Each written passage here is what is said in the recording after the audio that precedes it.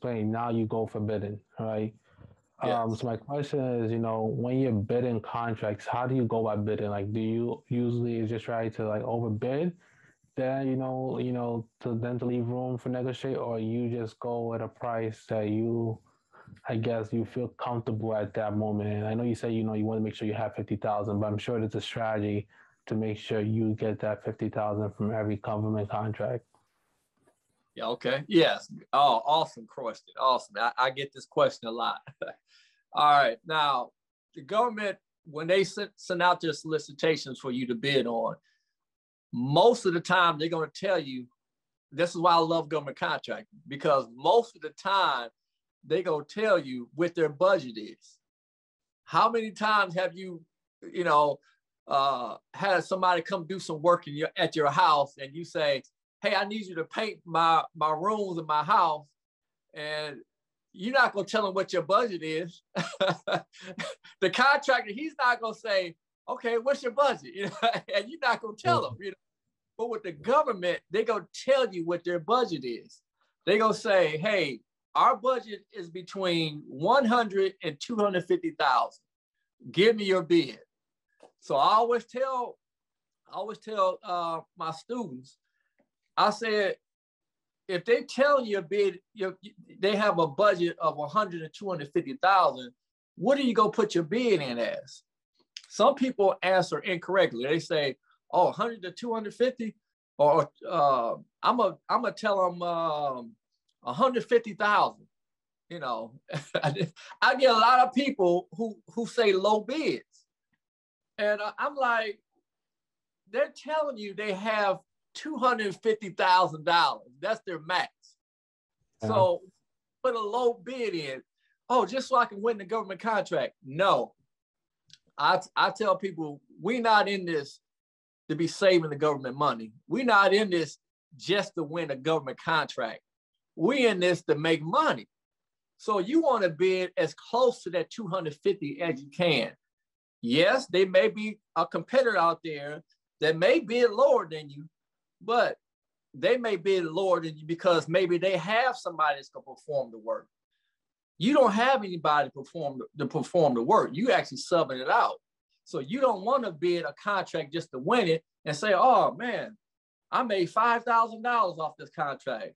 To me, that's not enough money. I said, if you go win some, make sure it's some money, 50 and above, because they are contracts out there. So the only way I put it, if they tell me it's 250, I'm bidding maybe 240 or I may do 245, I may go up to 245. So I may give it like a $5,000 where it is, I'm saving them 5,000. So I might bid like that, but I don't never lower my bid. But the question that you asked is how I know that it's enough money in there. So when I put the bid out, like I said, I'm gonna use the stall tactic. When they call me up, I'm gonna say, government, give me 48 hours, and I'm gonna call you back and let you know I'm gonna accept this contract or not. And what I'm gonna do, I'm gonna get on the phone with a subcontractor or a company in that area to give me a price. And I'm gonna get about 2 or 3, give me a price, and usually I pick out the best one. So when they give me a price, like I said, if it's in between that spread and I'm making 50 or above, I'm accepting that government contract. But initially, I'm just putting bids out there. I'm throwing numbers on there. It's just numbers I'm making up out of my head. That's just like I'll say this cup right here. How much would you bid on this cup? If I tell you this cup is worth, let's say this cup is worth $200. Between $50 and $200, how much would you bid on this cup for? Oh man, it's worth that much? Yeah, well, I bid it to, so you gonna try to get close to that 200 as you can. You just throwing a number out there. That's all I'm doing. I'm just throwing a number out there, and then I'm gonna wait until I get the government to call me back. Then I go out and make sure that that numbers go work for them. That's false. that's well said. That's well said. And a question I definitely have to ask is how do you go about, partnering with these different contractors and making sure like they can actually complete the job? Because the job doesn't get done, you are liability for it. So how do you go about evaluating the different contractors or different companies you do work with? Yes. Oh, hey, that's an awesome question. There's this free information called Google. I love Google. So all I do, what I do, I go to Google and I'll type the address where the project is at. And when you type the address where the project is at, it's gonna have on a search bar on Google Maps, it'll say nearby.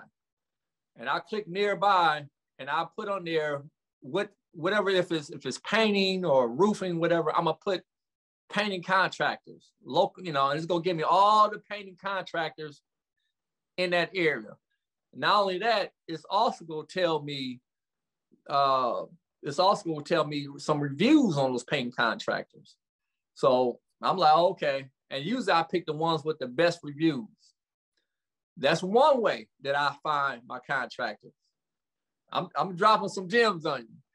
The second way, and the most popular way I find very good contractors, what's better than word of mouth? Word of mouth, that's how I find my good contractors. So, like I said, the government is going to tell you exactly what they want on their project. Like I said, you have engineers writing these up. Engineers are very detailed. They're going to tell you how many nails they want. They're going to tell you what type of nails they want. They're going to tell you the type of material they want, what brand, what style. I mean, everything. What weight. I mean, they're going to tell you, they're going to have everything detailed on that solicitation. So all I do, look at the solicitation. Oh, okay. You want Owens Corning, or you want Sherman-Williams paint, or whatever. And so I said, okay, let me call the manufacturer. So I called the manufacturer. Hey, manufacturer, I got this job. I need your best contractor who puts this stuff on. They say, oh, call Paul. He's our best person. He buys the material all the time. Okay, good.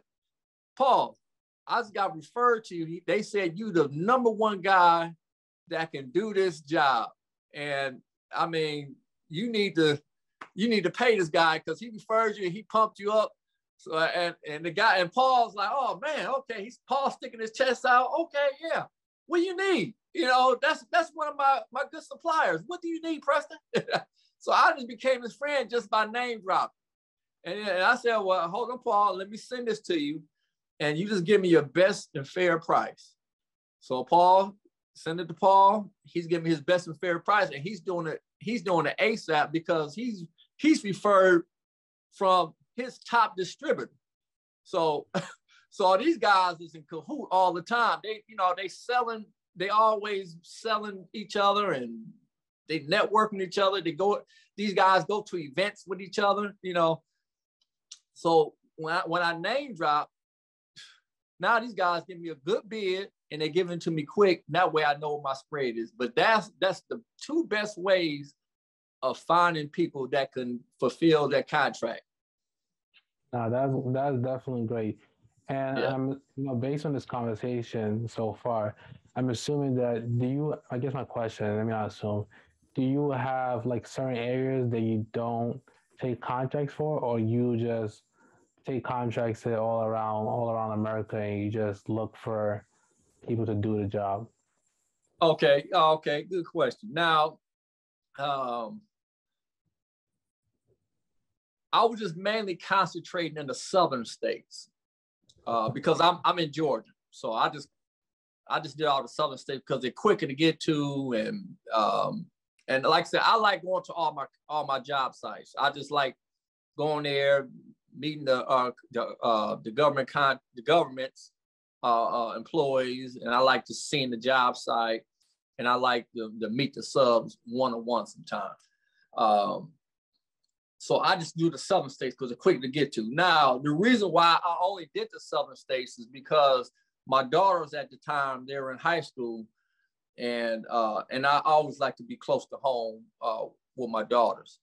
So now that they graduate, they're in college now. So now I'm starting to look at contracts like on the West Coast, you know, like Midwest to the West Coast. But at first I stayed away from West Coast bids because, you know, if I got to fly to Vegas for a contract, you know, that's a long trip to get there on plane. Or if I had to travel to California, you know, that's a long trip. So I just mainly bid on contracts in the southern states, you know, the southern area all the way up to East Coast. I'll go up to Virginia and places like that, New Jersey, New York. I go places like that. So those are all the contracts that I'll be winning is in the southern states. And then the other thing too is my bonding, because I didn't do the bonding where I can win government contracts in the West Coast because I was new at it. So my bonding only covers the southern states anyway, is the southern states. So now that I did perform contracts and stuff, now I can get approved for the West Coast now because they seen that I'm able to do the work and able to pay my bills on time, pay my subs on time. And so now my bonding can increase for my company now. And can you elaborate what is bonding for those who may not understand? Yes, a bond is for them to make sure that you do the work. Because if I don't perform the work, the government can call my bond, and then the bond will cover anything that I messed up on or any delays. Because if they get rid of me, then they'll have to put the solicitation out, and that takes time and money, and they'll go after my bond they'll get reimbursed from my bonding company. They won't have to get reimbursed from me if I walk away from the job.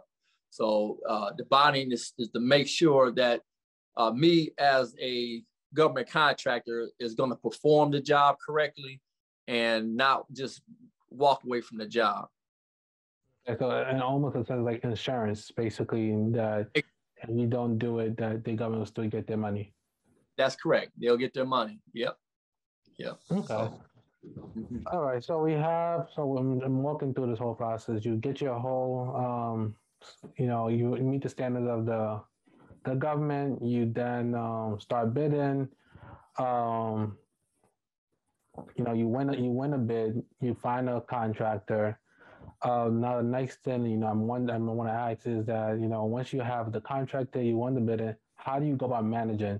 I know you say you stay around the southern state, but I'm sure, you have to be mindful, like how long each project's going to take, how often you're going to have to be out there. So how do you go about managing that? Oh man, awesome question, man. You must have done this work before. Awesome question. Now and to go back, I just thought about something. It's called a performance bond. Just if anybody's listening to this, it's called a performance bond. That's what I got. So it's basically you like I said, they want to make sure you perform the job that you signed, that you won a contract for. So it's called a performance bond. Now the question about how do I manage these projects, because 2020 alone during the pandemic, I won a bunch of them, while everybody's sitting at home and, saying, what this virus is going to do, everything shutting down. I still was winning government contracts. I still was traveling. There's a lot of time I was on an airplane by myself.